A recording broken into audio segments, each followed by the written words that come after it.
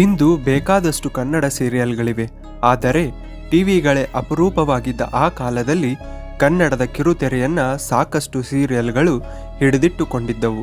ಅದರಲ್ಲಿ ಪ್ರಮುಖ 10 ಸೀರಿಯಲ್ಗಳು ಈ ರೀತಿಯಲ್ಲಿವೆ.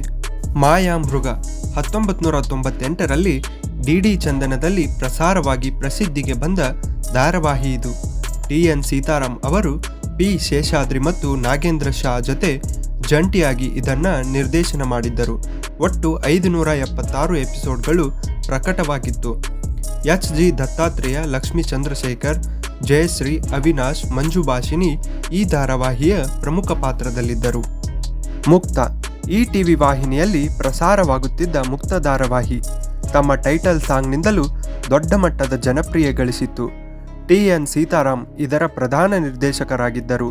2005ರಿಂದ 2007ರವರೆಗೆ ಇದು ಕಿರುತೆರೆಯಲ್ಲಿ ಮೋಡಿ ಮಾಡಿತ್ತು. ಕರ್ನಾಟಕದ ಮನೆ ಮಾತಾಗಿದ್ದ ಈ ಧಾರಾವಾಹಿ ಸಾಮಾಜಿಕ ಮೌಲ್ಯಗಳನ್ನು ತಿಳಿಸುವುದರಲ್ಲಿ ಸಮರ್ಥವಾಗಿತ್ತು.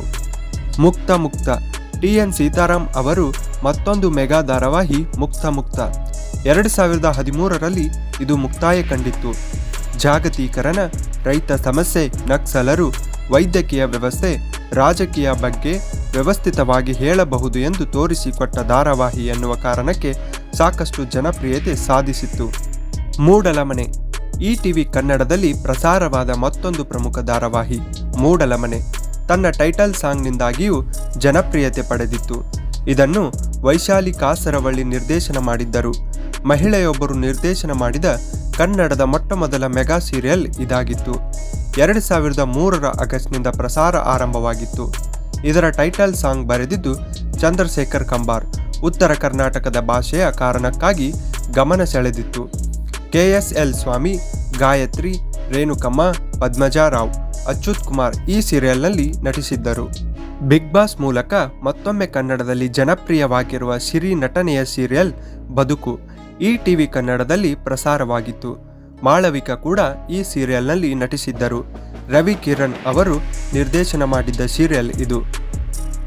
ಗೃಹಭಂಗ ಎಸ್.ಎಲ್. ಭೈರಪ್ಪ ಕಾದಂಬರಿ ಆಧಾರಿತ ಧಾರಾವಾಹಿ ಕೂಡ ಈ ಟಿವಿಯಲ್ಲಿ ಪ್ರಸಾರ ಕಂಡಿತ್ತು. ಗಿರೀಶ್ ಕಾಸರವಳ್ಳಿ ಇದರ ನಿರ್ದೇಶನ ಮಾಡಿದ್ದರು. ಟೈಟಲ್ ಸಾಂಗ್ ಅನ್ನು ದೊಡ್ಡರಂಗೇಗೌಡರು ಬರೆದಿದ್ದರು. ಸಿ. ಅಶ್ವಥ್ ಸಂಗೀತ ನೀಡಿದ್ದರು. 2004ರಿಂದ 2005ರವರೆಗೆ ಪ್ರಸಾರವಾಗಿತ್ತು. ಮಾಳವಿಕಾ ಅವಿನಾಶ್ ಮುಖ್ಯ ಪಾತ್ರದಲ್ಲಿ ನಟಿಸಿದ್ದರು. ಪಾಪ ಪಾಂಡು ಚಿದಾನಂದ, ಶಾಲಿನಿ ಮುಖ್ಯ ಭೂಮಿಕೆಯಲ್ಲಿದ್ದ ಪಾಪ ಪಾಂಡು 2004ರಲ್ಲಿ ಈ ಟಿವಿಯಲ್ಲಿಯೇ ಪ್ರಸಾರವಾಗ್ತಿದ್ದ ಸೀರಿಯಲ್. ಆದರೆ ಒಂದೇ ಕತೆ ಇದರಲ್ಲಿ ಇರ್ತಾ ಇರಲಿಲ್ಲ. ಸಿಹಿ ಕಹಿ ಚಂದ್ರು ನಿರ್ದೇಶನದ ಈ ಧಾರಾವಾಹಿಯು ಹೊಸ ಅವತೀಕರಣ ಕೂಡ ಇತ್ತೀಚೆಗೆ ಪ್ರಸಾರವಾಗಿತ್ತು. ಸಿಲ್ಲಿ ಲಲ್ಲಿ ಡಾಕ್ಟರ್ ವಿಠಲ್ ರಾವ್, ಸಮಾಜ ಸೇವಕಿ ಲಲಿತಾಂಬ, ವಿಶಾಲು, ರಂಗಪಲ್ಲಿ, ಸೂಜಿ, ಗೋವಿಂದ ಪಾತ್ರಗಳ ಮೂಲಕ ಜನಪ್ರಿಯತೆ ಕಂಡ ಧಾರಾವಾಹಿ ಸಿಲ್ಲಿ ಲಲ್ಲಿ. ಇಂದಿಗೂ ಜನಪ್ರಿಯ ಹಾಸ್ಯ ಧಾರಾವಾಹಿ. ವಿಠಲ್ ರಾವ್ ಮತ್ತು ಅವನ ಕುಟುಂಬದ ದೈನಂದಿನ ಘಟನೆಗಳ ಹಾಸ್ಯವೇ ಈ ಕಿರುತೆರೆ ಧಾರಾವಾಹಿ. ವಿಜಯ ಪ್ರಸಾದ್ ಇದರ ನಿರ್ದೇಶಕರಾಗಿದ್ದರು. ಈ ಟಿವಿಯಲ್ಲಿ ಇದು ಪ್ರಸಾರವಾಗುತ್ತಿತ್ತು. ರಂಗೋಲಿ ಉದಯ ಟಿವಿಯಲ್ಲಿ ಪ್ರಸಾರವಾಗುತ್ತಿದ್ದ ಧಾರಾವಾಹಿ ರಂಗೋಲಿ. ಶಿರಿ ಮತ್ತು ರೂಪೇಶ್ ಕುಮಾರ್, ನಾಗರಾಜ್ ಕೋಟೆ, ಮೈಕೋ ಮಂಜು ಈ ಧಾರಾವಾಹಿಯಲ್ಲಿ ನಟಿಸಿದ್ದರು. 4 ತಂತಿ ಉದಯ ಟಿವಿಯಲ್ಲಿ 2005ರಿಂದ 2006ರವರೆಗೆ ಪ್ರಸಾರವಾದ ಧಾರಾವಾಹಿಯನ್ನ ಬಿ. ಸುರೇಶ್ ನಿರ್ದೇಶನ ಮಾಡಿದ್ದರು. ಕವಿ ದ.ರಾ. ಬೇಂದ್ರೆಯವರ 4 ತಂತಿ ಕವನ ಸಂಕಲನದ ನಾನು ನೀನು ಅನುತಾನು ಕವಿತೆಯನ್ನ ಈ ಸೀರಿಯಲ್ಗೆ ಬಳಸಿಕೊಳ್ಳಲಾಗಿತ್ತು.